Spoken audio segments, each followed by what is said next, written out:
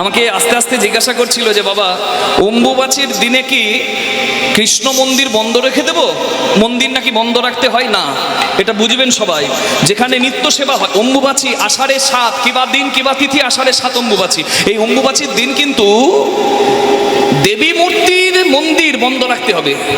যারা বিধবা তাদের পালনও আছে, উনানে রান্না খাওয়া যাবে না, ফলমূল খেয়ে থাকতে হবে এই 4 দিন।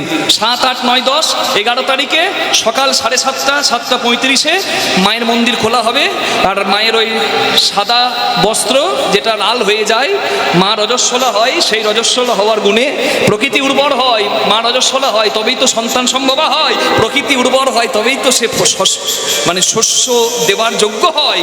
এটা স্বাভাবিক নিয়ম, তাই নারীকে ঘৃণা করা যাবে না। উর্বর হয় জমি তবেই তো ফসল হয়, নারী রজস্বলা হয় তবেই তো সন্তানের মা হয়। নিতাই গৌর হরি বল। এটাকে নারীকে সম্মান জানাতে এই উৎসব।